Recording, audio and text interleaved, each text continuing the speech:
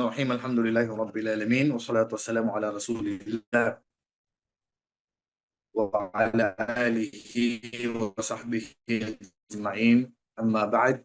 Assalamualaikum warahmatullahi wabarakatuh. So alhamdulillah mga kapatid na dito naman tayo ngayon sa isa namang pagtalakay na may kaugnayan sa ating relihiyon at mga bagay na dapat nating malaman. Alam natin na kaliwat o tinatawag na mudahara sa wikang Arabic.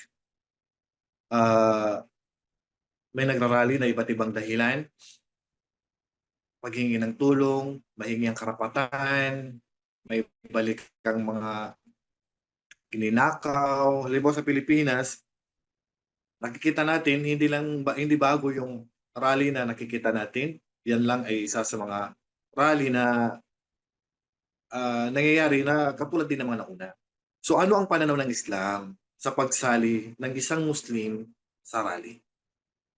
Unang-una, ang original ng pagsali sa rally, ipinagbabawal. Mahigpit na ipinagbabawal ng Islam ang pagsali sa rally. Dahil ang kapinsalaan nito ay mas malaki kaysa kabutihan na nakukuha dito. Kaya mahigpit na ipinagbabawal ng Islam yung mga ganyang mga bagay. Halimbawa, bigyan natin ng sample. Itong nangyayari sa Pilipinas dahil sa korupsyon na nangyari, dahil sa flood control, dahil sa mga kaban o pera ng bayan na ninakaw ng mga politiko. Siyempre, dahil kabilang din tayo sa nagbibigay ng tax sa mga binibili natin, nagbabayad sa BIR, itong mga non-Muslim ay gumawa sila ng malalaking rally para maibalik ang pera ng bayan na ninakaw o ano pang dahilan nila laban sa gobyerno ng Pilipinas. Iyang dahilan na yan, hindi ka pwedeng sumali. Kasalanan ng pagsali mo diyan. Ikaw na Muslim. Anong anong ano ang layunin mo? Bakit ka sumasali sa ganyang rally? Para maibalik ang pera ng bayan? Walang maslaha dito mga kapatid sa ating kamusliman. Walang maslaha. Walang kabutihan dito sa ating mga kapatiran. Maliban na lang kung mayroong maslaha o kabutihan ang makakamit dito ng karamihan, especially sa karamihan sa ating mga Muslim. Kasi po ang pagrarally po, wala naman po mabuting naidudulot 'yan, eh. Yung 'pag ilalabas mo yung mga hinanaing mo, ang kadalasan na nangyayari sa rally sa matagal na panahon na po, na napapanood natin sa balita at nakikita natin, fit na lang po. So ano ang kabutihan dito na nakukuha mo? Nandiyan na yung sakitan, patayan, pagnanakaw, hindi nakikita natin sa iba't ibang sulok ng mundo. Nagreresulta ang pagrarally ng pagsunog ng mga gamit, pagsunog ng sasakyan, pagsunog ng gulong, pagbato sa mga pulis, pagnanakaw sa mga tindahan, pananakit sa pagitan ng mga dalawang panig, ipinagbabawal ng Islam yan. Ang Allah subhanahu wa ta'ala, kahit na ginawan tayo ng mga non-Muslim na hindi maganda, ang sabi pa rin ng Allah subhanahu wa ta'ala, wala in sabartum, lahuwa khairul lis-sabirin. Kung magtitiis kayo, itong mas mainam sa mga taong matiisin ang magsabar. Hindi itinuro sa atin ng Islam ang paghihiganti. Ang pinakamainam na gagawin natin ay ang manalangin o magdua. Ang propeta sallallahu alaihi wasallam nagdudua siya, nagsasagawa siya ng kunot. May mga bagay, dumarating na pagsubok laban sa mga Muslim, tayo ng sallallahu alaihi wasallam, ang ginagawa niya, nagsasagawa siya ng kunot at humihingi ng dua sa Allah subhanahu wa ta'ala. Humihingi siya ng dua sa Allah subhanahu wa ta'ala na mailayo sila sa pagsubok na dumating sa kanila. Halimbawa, nandiyan yung pananakit ng mga non-Muslim sa mga Muslim, pag-insulto sa mga Muslim. So, idinadaan ito ng Propeta Muhammad sallallahu alaihi wasallam sa dua. Sa lahat ng sala, ginagawa ito ng Propeta sallallahu alaihi wasallam, nagdudua siya sa huling rakaan ng sala. At mailayo ang karamihan o ang mga Muslim sa anumang kapahamakan sa kamay ng mga non-Muslim. Pero yung pagrarally ka dahil para lang maibalik ang pera, hindi po itinuro ng Islam yun. O sasaktan mo yung kapatid mo, o kaya ay hindi Muslim, susunugin mo yung bahay niya, o babatuhin mo, sasaktan mo, kapitbahay mo, yung pulis, na wala namang ginagawa sa atin, kundi ang dahilan lang ay nagnakaw ang mga tao, ang mga politiko, hindi pwede na na magrarally ka. Subhanallah. May araw ng paghuhukom. Kung nanakaw yung pera, pwede naman natin iparating sa pamamagitan ng salita, sulat. Hindi kailangan mag-rally. Na kung saan nagdudulot ng kapinsalaan. Kaya nga Allah subhanahu wa ta'ala, sabi niya, فَإِن تَنَازَعْتُمْ فِي شَيْءٍ فَرُدُّوهُ إِلَى اللَّهِ وَالرَّسُولِ. Kapag mayroon kayong mga bagay na hindi napagkasunduan, ay ibalik ninyo sa Quran at Sunnah. Yung mga nakikita natin, ibalik natin sa Quran at Sunnah. Yan ba ay alinsunod sa Quran at Sunnah? Yung nakikita natin na yan na pagrarally? So, anong nakikita natin ngayon sa mga rally? Yung sinasabi nila na tahimik na rally, kailan pa nagkaroon ng tahimik na rally? Nagsusunog ng mga tarpaulin, pera yun. Mga papel, pera yun. Mga gulong, pera yun. Basura ang kinakalat sa mga kalsada, pera yun. Nagdudulot ng trapiko, hindi makadaan yung mga tao na pupunta sa trabaho, pinsala din yun. Hindi nagtuturo ang Islam na ikaw ang sanhi ng darar. Sabi ng Propeta sallallahu alaihi wasallam, la darara wala dirar. Walang, kumbaga, hindi dapat ikaw ang maging sanhi ng pinsalaan at hindi rin ang iba ang maging sanhi ng pinsala para sa'yo. Kung alam mo pipinsala ka, dapat ka sasali?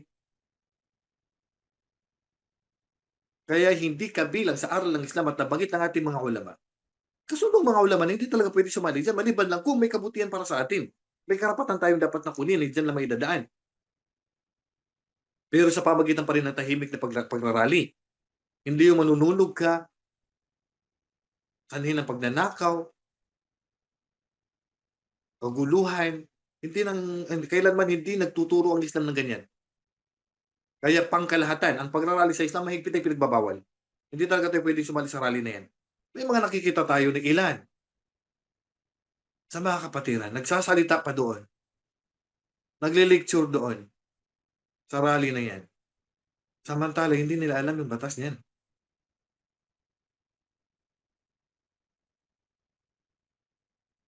So, ang lagi natin tinitingnan mga kapatid, kung ano yung makakabuti sa marami. Kung mapipinsala ang marami, di ba't ka sasali dyan? Kaya nabanggit ng ating mga ulama ng pagsali sa rally na to, ang dulot nito ay puro gulo, fitna, nagiging sanhi ng pagsunog, pagsasayang ng pera, pagnanakaw sa mga tindahan, which is ito po yung marami po na nakikita natin. Kaya, maling-mali po yung mga kapatiran natin dyan. May mga nakikita po tayo sa social media na sumasali po sa rally na hindi po siya alinsunod sa batas ng Islam. So, anong dapat natin gawin, Ustad? Kung tayo po ay nakikita natin ng, halimbawa, sa bansang Muslim, nakikita natin ng mga namumuno ay nagnanakaw ng kaban ng bayan. May mga bagay na hindi natin nagugustuhan sa mga leaders natin sa Islam. Kailangan ba nating umalsa Kailangan ba natin mag-rally laban sa pinuno natin sa Islam? Hindi pwede yun. Ang payo ng Propeta sallallahu alaihi wasallam, sundin mo ang pinuno mo.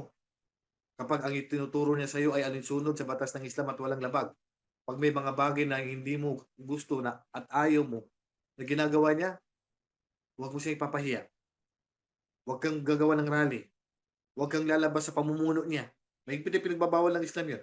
Kaya tinawag ang mga lumabas sa namumuno sa Islam na hindi nila gusto ang kanyang pamumuno at lumabas sa kanyang pamumuno na Khawarij.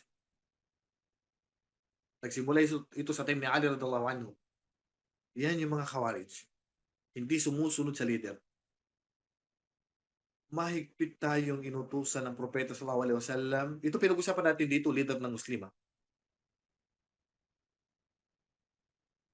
na hindi matino ang pamumuno. So inutusan tayo ng Propeta sallallahu alaihi wasallam na sundin na huwag tayong lumabas sa kanya kahit na ayaw natin sa pamumuno niya. Hanggat, sabi ng Propeta sallallahu alaihi wasallam, hindi niya tayo inuutusan o hindi pa siya lumalabas sa Islam. O hindi niya tayo inuutusan na huwag kang magsala, huwag kang mag-hajj, huwag kang mag-fasting, lumabas ka sa Islam, mag-kafir ka. Hanggat hindi pa niya inuutos yan, hindi ka pa pwede lumabas dyan. Magrarally ka. Ang pananahimik ang pinakamainam. Hindi yung ipapahiya mo ang pinuno mo na Muslim, ipapahiya mo, ibabagsak mo, lalabas ka sa pamumuno niya, gigirahin mo. Ang inutos ng Propeta sallallahu alaihi wasallam, sabi ng Allah subhanahu wa ta'ala, wa in ta'ifatani minal mu'minina qatatalu fa aslihu bainahuma fa in bagat ihdahuma faqatilu allati tabghi hatta tafi'a ila amrillah. Kapag may umalsa diyan, ibalik yan. Girahin yan. Yan ang inutos ng Propeta sallallahu alaihi wasallam ng Allah subhanahu wa ta'ala. Hanggat sila ay bumalik. So anong pinaglalaban natin kung sakali naman? So ibig sabihin, pananahimik sa pinuno na hindi matuwid, siya ay Muslim pa naman, hindi ka pa naman inutusan na mag-kafir, ang pagtahimik ang pinakamainam. At kung kaya natin payuhan ang pinuno na ipayuhan natin ng sikreto. Kung hindi natin kayang payuhan, idua natin, naway gabayan siya ng Allah at ipakita sa kanya ng Allah katotohanan at ang tamang landas. Iyon yung dapat sa atin. Paano naman yung mga ginagawa ng iba na ipinopost yung mga pinuno, kasi ganito yung pinuno na yan, kasi ganito ganyan, bakit ito, subhanallah, hindi yan ang, hindi yan ang aral ng Islam. Ang ipapahiya mong pinuno mo, ang leader mo, sino? Bakit ang leader wala namang alam sa Islam? Ganyan bang pagpili ng leader sa Islam? Pinag-usapan pa natin yung nagiging dahilan ng rally po. Kasi hindi mo gusto yung pinuno mo eh. Kasi wala namang alam sa Islam. Kaya dapat mag-rally tayo. Walang alam sa Islam. Mangmang. Hindi naman ustads. Ba't yan ang pinuno? Subhanallah. Hindi po kondisyon ng pinuno na siya po ay maalam sa Islam o kailangan ulama. Si Imam Ahmad bin Hanbal, tinanong siya, kapag ang dalawang leader na pagpipilian, sino sa kanila ang dapat na piliin? Una, ang leader na mananampalataya, malakas ang iman, maalam sa Islam, pero hindi marunong mamuno. Hindi marunong mag-lead, maging leader. Pero mananampalataya siya. May iman. Makapag-da'wa, makapag-lecture, pero hindi siya marunong magdala ng tao. Hindi niya kayang ipaglaban ang kanya mga, ang ano man ang karapatan. Ibig sabihin, mahina siya dito. Pero pagdating sa batas ng Islam, sa mga kaalaman, mayroon siya nun. Pangalawa, leader na makasalanan, makasalanan. yung leader na yun. Pero Muslim pa siya. Pero ngayon, maasi, pero marunong magdala, marunong mamuno, marunong sa leadership. So anong sagot ni Imam Ahmad bin Hanbal? Ang piliin, yung makasalanan na marunong magdala o marunong maging leader. Marunong sa leadership. Yan ang piliin. Baka na, tingnan natin na. Yan ang piliin. Ibig sabihin, makasalanan niya, pag nakita mo na yun, ano ba yung pinuno na yan? Nagsisilibrate, nagko-concert, umaati ng concert, nagbo-birthday, which is leader. So ang sabi ni Imam Ahmad bin Hanbal, mas mainam ang leader na yan na gumagawa ng kasalanan kaysa dun sa leader na mananampalataya hindi marunong magdala sa mga tao. Kasi ang leader na mananampalataya pero hindi niya alam paano dalhin ang tao niya, hindi marunong sa leadership, ang pananampalataya niya ay para lang sa sarili niya. Sarili lang niya yung pananampalataya. Pero yung pagdadala niya para sa marami. Ang kailangan ng mga tao ay ang makakabuti para sa kanila. At hindi yung makakabuti lang sa tao na yun. Yung pananampalataya ba niya mapupunta sa'yo? Ang kailangan natin ay yung makakatulong sa atin at ang may bibigay niya yung karapatan natin. At hindi tayo mapapahamak at magagawa ng pinsala o namang kapahamakan sa leader na yan. Pero yung leader na makasalanan, sabi ni Imam Ahmad bin Hanbal, ang mainam, kasi ang kasalanan niya, sa sarili lang niya yun. Hindi ka pwede mag-rally na, uy, leader na bakit ganyan? Halimbawa, tinanggal yung ano, nakita natin sa ibang bansa, special sa bansang Saudi Arabia. Nakita natin, may mga concert, kantahan, pati yung khutbah sa masjid, hindi na marinig. Pero walang tinanggal. Hindi tinanggal ang khutbah. Hindi pinatigil ang mga Muslim na magsala. Binuksan na rin ang musika. Pero hindi kayo nutusan mag-music. Kaya makikita niyo ang mga ulama, hindi nagsasalita. Kasi yun yung mainam. Dinadaan na lang sa dua o pagpayo na lang. Kasi magsabar ka kung ganyan ang leader mo. Kaysa aalis ka at magsasalita ka at magkakagulo at mag-aaway at magigera. Sa bansa naman, nakatulad ng bansa natin sa Pilipinas, na wala ka namang pinaglalaban sa rally na yan, na kundi kapakanan lang ng pera, hindi, kahit na ninakawan ka nga eh. Kahit na ninakaw ang pera mo, hindi mo pwedeng idaan sa, ano, sa bagay na hindi naman pinahintulutan ng Islam. Manununog ka. Susunugin mo yung bahay niya, agawin mo yung sasakyan niya kasi hindi ganun. Idaan mo pa rin sa Sharia. Idaan sa korte. Idaan sa bahay ng hukom. Idaan sa mahinahon na usapan. Yan ang gusto ng Islam. Hindi ang gusto ng Islam, idaan sa dahas.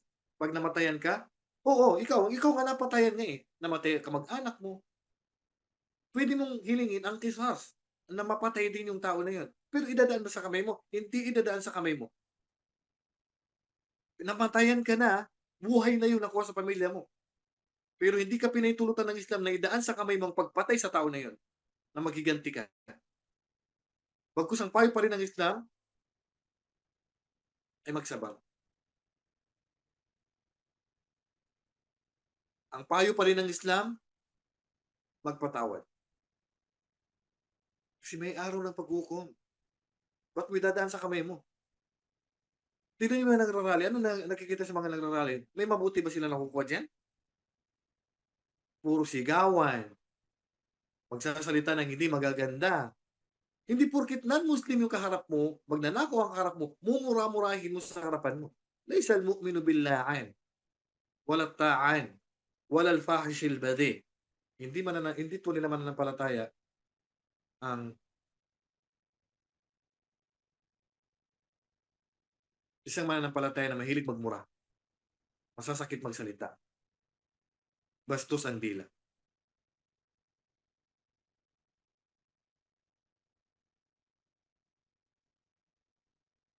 So ang tunay na mananampalataya ay may sabang at hindi dinadaan sa dahas ang anumang gusto niya. Oo, nagnakaw ang mga ano, halimbawa nasa Pilipinas, nagnakaw sila. May karapatan ka ba para pilitin sila na ibalik nila yung ano? Hindi ikaw. Idadaan sa bahay ng hukom. Eh, paano yan eh? Ang gobyerno natin sa Pilipinas, hindi naman Sharia. Idaan mo lang sa dua. Ya Allah, ilayo mo kami sa mga bagyo. Ilayo mo kami sa mga baha. Inuutuhan natin. Tingnan natin, mga kapatid. Sino tinatamaan ng bagyo? Sino tinatamaan ng lindol? Hindi ang mga Muslim. Pero kung nakatira ka sa lugar, ikaw na Muslim, at nakatira ka sa lugar na ang majority sa lugar na yan ay sumasamba maliban sa Allah, gumagawa ng kasalanan, ay damay ka.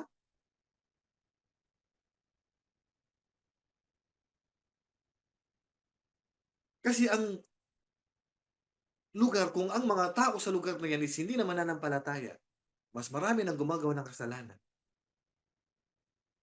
darating sa kanila ang parusa ng Allah. Bagyo, baha, kahit may flood control pa yan,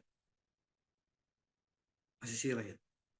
Hindi naman mapipigilan ng flood control ang parusa ng Allah. Kung ano yung naibigay mo, mga kapatid, tax na ibigay mo, may gantimpala tayo doon. Ang mahalaga, binigay natin bilang tulong. Pero kung sisingilin mo pa yon, kasi isipin mo lang, hinihingi siya ng gobyerno yon. Pinipilit sa atin. Ano magagawa natin? Sa pilitan yon. Kahit nasa pilitan sa atin, may gantimpala pa rin tayo doon kasi pera na naibigyan na natin yon.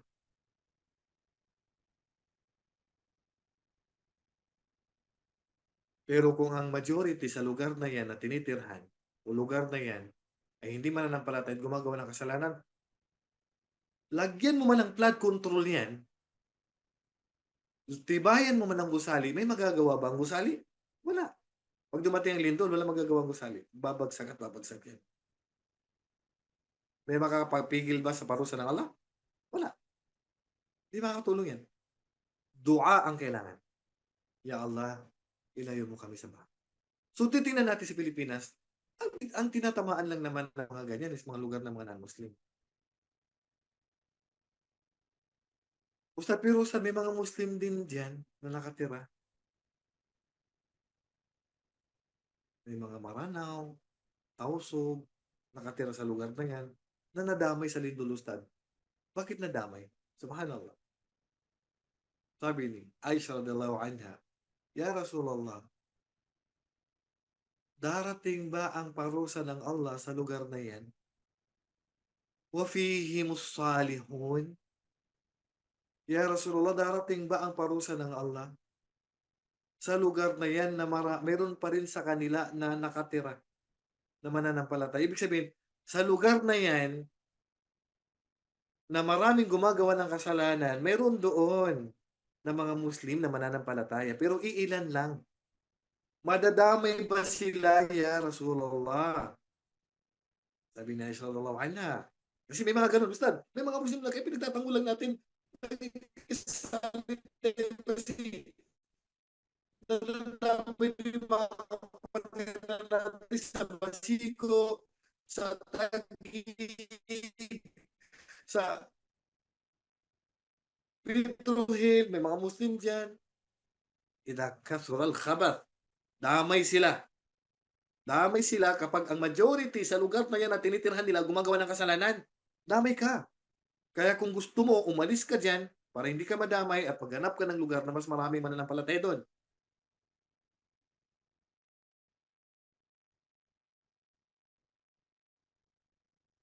Kasi siyempre, pinapabayaan na yung ano. Diyan ang gumagawa ng mga kasalanan. Hayaan na, wala nang pakialamanan.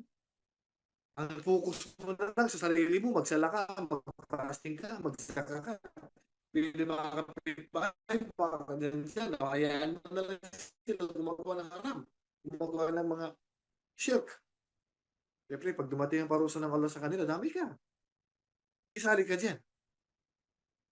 Kasalanan lang ang makukuha mo sa pagsali, sa pagrarally, laban sa flood control. Usa din nangyari sa Palestine. Kasalanan lang ang makukuha mo. Hindi kailangan ng Palestinian na mag-rally ka diyan na panunog ka. Dadagdag ka pa eh. Ang pinakamalakas na tulong sa kanila, kung makaya mo magpadala ng pinansyal, tulong pinansyal para makain nila. Kung wala, ay may dua ang Allah. Ibibigay niya. Qala rabbukum ud'uni astajib lakum. Sabi sabi ng inyong Panginoon na manalangin kayo at tutugunin ng Allah yung panalangin. Ang napakalayo. Pero pag dumating ang tulong ng Allah, kahit malayo ka, makakaluwag sila. Yan ang kailangan nila. Dua. Tulong pinansyal. Hindi ang susi na ikaw ay hindi sang-ayon sa pamumuno, hindi mo gusto yung mga ginagawa ng mga politiko ay magrarally ka. Yung mga nakikita ko yan sa mga sa social media na mga ibang mga kamuslima dyan nagrarally, mga ano yan, hindi nila alam yung batas. Alam, hindi kayo dapat nakikisali dyan. Lalong-lalo na hindi naman maslaha kabutihan sa mga Muslim talaga yung kailangan. Maliban na lang sabi ng ating mga kung wala ng paraan para makamit natin ang karapatan natin ng mga Muslim, may layo tayo sa anumang kapahamakan, maliban na lang sa bagay na yun. Na walang anumang gulo na mangyayari. Dito, lid darura kung kinakailangan lang. Diyan lang pwede mangyari yun. Tapos sumali ka sa rally na yan. Pero kung ang mga rally-rally na yan ay wala namang kabutihan, dua po ang kailangan. Dua, kapatid, dua. Mayroon pa bang hihigit sa dua? Ano magagawa ng rally mo? Kahit hawak mong mga baril, may magagawa ka pa. Pipigilan ka lang ng gobyerno. Pero pag ang Allah ang gumusto, at ang Allah ang nagnais, kahit sino pa yan, wala magagawa. Babaguhin ng Allah ang kanilang puso. Yung pamamalakad nila, babaguhin ng Allah at magiging matuwid yan. Ya Allah, baguhin niyo po ang pinuno. Gawin niyo po Muslim. Ya Allah, gabayan niyo po sila sa matuwid na landas. Magkaroon sila ng unawa, pagmalasakit sa mga Muslim. Dua mo, may posible ba pag binago ng Allah ang puso ng pinuno eh? Hindi mo idadaan sa dahas. Hindi, papalitan niya ng dahas din. Kaya nga, sa pagdadawa, huwag mong insultuhin ng non-Muslim. لا تسبوا الذين يدعون من دون الله فيسبوا الله عدوا بغير علم. Pag ininsulto mo sila, babalik nila sa iyo yan, insulto mo. Pag binato mo sila, babalik nila sa bato mo. Pag sinaktan mo sila, babalik nila. Hindi yan ang gusto ng Islam. Dua. Pag binago ng Allah yung mga puso niyan, wala nang tatalo doon. Sila na mismo magsasabi na, oy, tigil niyo yan.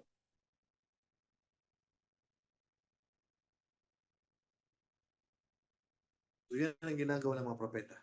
Mga sahabat, dinadaan sa dua. Hindi rally-rally. Hindi na isali dyan. Gulo lang ang dala niyan. Pagkalahatan. Hindi pinahintulutan ng mga ulama yan. Kaya makikita nyo sa mga bansa na hindi nag-rally mga Muslim. Paano lang? Mga mangbang lang yung sa batas ng Islam, tunay na nagsali talaga dyan. Kikita nyo yung mga ulama.